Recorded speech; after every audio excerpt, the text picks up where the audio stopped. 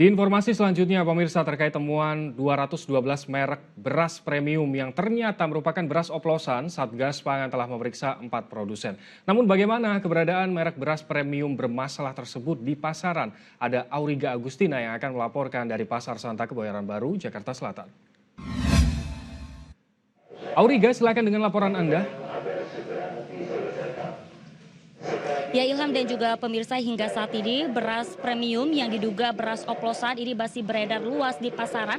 Bahkan dari pantauan kami hampir semua merek-merek yang dijual ini masuk dalam daftar beras oplosan yang kemarin sempat dirilis oleh Kementerian Pertanian. Nah tadi kami juga sempat mengkonfirmasi langsung kepada pedagang. Mereka mengaku kaget dan tidak mengetahui bahwa produk yang mereka jual ternyata masuk dalam daftar beras oplosan begitu. Nah kemudian para pedagang mengaku ini tidak menaruh kecurigaan karena selama ini mereka mendapat tawaran dari produsen untuk menjual produk beras tersebut ke tingkat konsumen, kemudian tidak ada komplain sama sekali dari konsumen sehingga mereka tidak menaruh kecurigaan sama sekali. Di sisi lain ini belum ada sidak yang dilakukan oleh Satgas untuk menarik produk-produk dari pasaran. Namun apabila nantinya produk tersebut ini terpaksa harus ditarik di pasaran, sebagian pedagang ini mengaku siap asal ada prosedur yang jelas, kemudian juga ada ganti rugi karena mereka juga mengeluarkan modal yang cukup banyak. Sebelumnya Ilham, kalau kita ketahui bahwa Kementerian Pertanian ini merilis sebanyak 212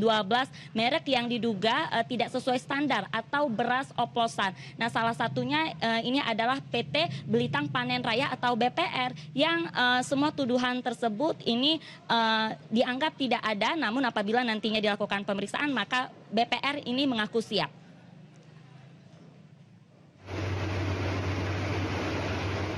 Masuk dalam daftar 212 merek beras yang diduga tidak sesuai standar oleh Kementerian Pertanian Republik Indonesia.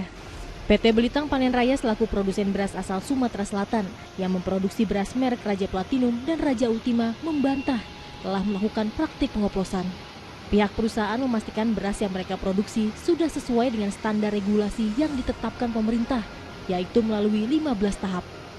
PT BPR juga mempertanyakan rilis dari Kementerian Pertanian karena tidak melakukan pemeriksaan di tingkat produsen, sebab hasil temuan tersebut berada di tingkat hilir atau distribusi.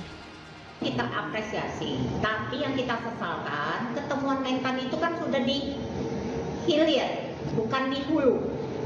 Seperti itu. Jadi kalau namanya di hilir, perlu kita sepakati bersama, kita selidiki bersama gitu. Jadi kami merasa juga sedikit terganggu.